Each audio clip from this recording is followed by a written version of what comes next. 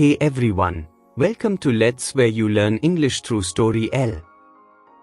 My name is Max, and today I want to share something that's really personal and important to me, how I improved my English. Like many of you, I used to struggle with speaking confidently, understanding complex sentences, and even writing fluently in English. But over time, I developed strategies and habits that helped me not only overcome those challenges but also grow to love the language. In this video, I'm going to walk you through my journey, from my early struggles to the steps I took to improve, and the tools that worked best for me. Whether you are just starting out or looking for ways to take your English to the next level, I hope my story inspires you and gives you some practical tips to try for yourself. So, let's get started. Chapter 1: The Beginning, My Early Struggles. I still remember the first time I realized that my English wasn't as good as I wanted it to be. It was during my school days when we had an English oral exam, and the teacher asked me a simple question: "What did you do yesterday?" My mind went blank. I knew the words, but I just couldn't string them together into a coherent sentence. That was the moment I knew I had a lot to learn. It was a wake-up call that hit me hard. Growing up in a non-English speaking environment, English always felt like a distant language, one that belonged to textbooks and classroom lessons. We would learn grammar rules and memorize vocabulary lists, but rarely did we get the chance to speak or write in English beyond the confines of the classroom. And it showed. I would hear my classmates speak in fluent, confident English, and it made me feel insecure. I would stutter, mispronounce words, and worst of all, fear speaking up in front of people. I knew that if I didn't improve, I would be left behind, not just in school, but in life.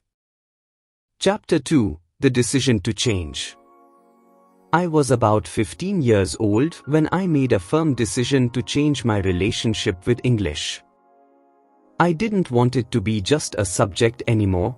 I wanted it to be a skill, a tool that I could use in every aspect of my life. But where should I start? English seemed so vast: grammar, vocabulary, reading, writing, listening, speaking. It was overwhelming. One night, I sat down with a notebook and wrote down all the areas where I felt I was struggling. I decided to tackle one problem at a time. My first goal was to improve my speaking. I wanted to be able to converse fluently, without the fear of making mistakes. Chapter 3: Building Confidence Through Speaking. I knew that the only way to improve speaking was to practice. But practice with whom? In my daily life, there were very few people I could speak English with. So, I came up with a creative solution. I started talking to myself. Yes, it might sound funny, but it worked wonders for me. Whenever I was alone, I would practice speaking English. Whether I was walking, cooking, or even lying in bed, I would have imaginary conversations with myself. I'd describe my day, talk about things I liked, and even argue with myself about random topics. At first, it was awkward, but gradually, I started feeling more comfortable. I also began watching English movies, but not just for entertainment. I would mimic the actors' dialogues, trying to match their intonation and pronunciation. I realized that pronunciation was a key part of sounding natural in English. I started repeating sentences over and over again until they sounded right. I also joined some online English-speaking groups where people from different parts of the world would gather to chat in English. These groups helped me gain confidence in speaking with others. At first, I made a lot of mistakes, but everyone was supportive, and that encouraged me to keep going. Chapter 4: Expanding my vocabulary. As I grew more comfortable with speaking, I realized that my limited vocabulary was holding me back. There were so many words I didn't know, and it was frustrating when I couldn't express myself clearly. So, I made it a point to learn new words every day. I started reading English newspapers, magazines, and books. At first, it was difficult to get through even a single page because I had to look up so many words. But I stuck with it. I kept a notebook where I wrote down every new word I came across. I'd note down its meaning, usage, and a sample sentence. To reinforce my vocabulary, I would use these new words in my conversations, both with myself and with others. I also played vocabulary building games online, which made the learning process more enjoyable. One of the biggest changes came when I started reading novels. The first novel I read was Harry Potter. The language wasn't too difficult, and the story was engaging.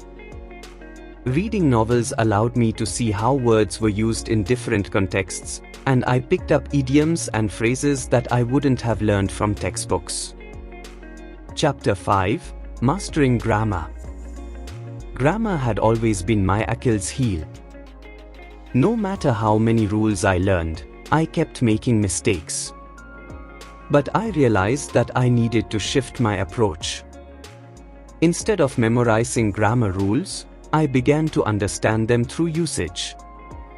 I began writing short essays, stories, and even diary entries in English. Whenever I made a mistake, I would go back to the grammar rule and understand why it was wrong. Gradually, I began to internalize the rules, and my writing became more accurate. I also took online grammar quizzes and tests to identify my weak areas.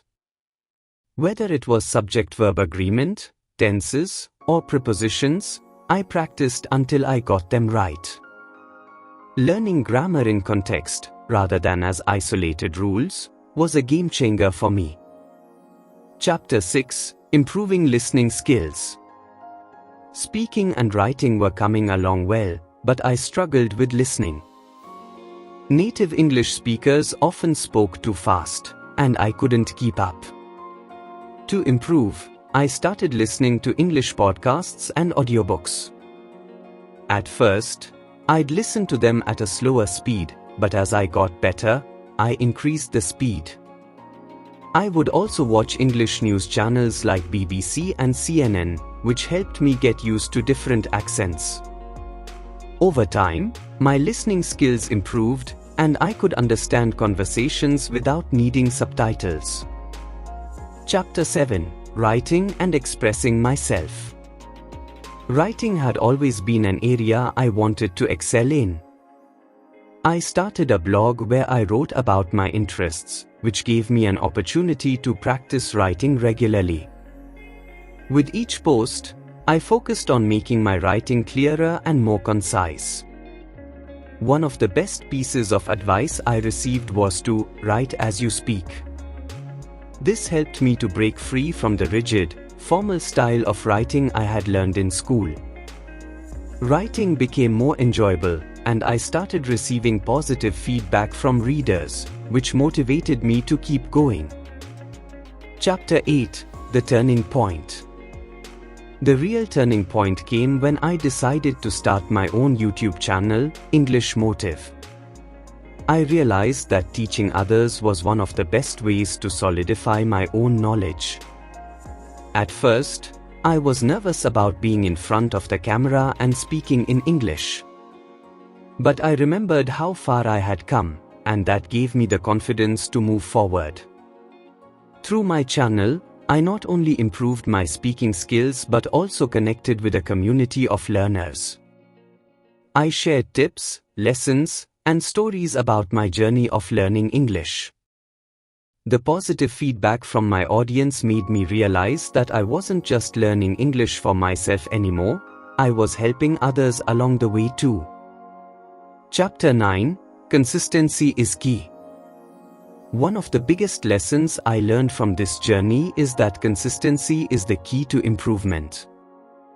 I made it a point to practice English every single day, even if it was just for a few minutes. Whether it was speaking, writing, listening, or reading, I incorporated English into my daily routine.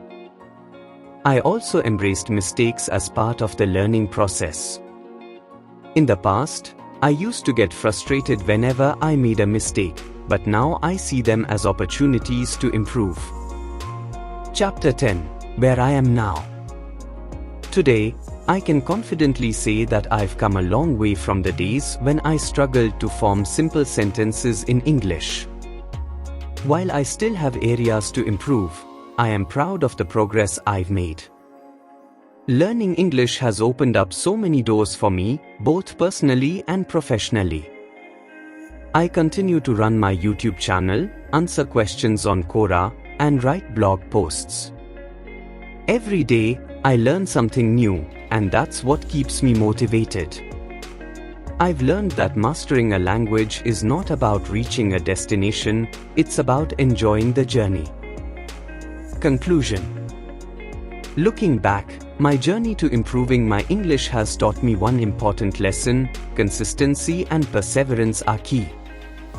It's not about being perfect, it's about making progress, step by step, day by day.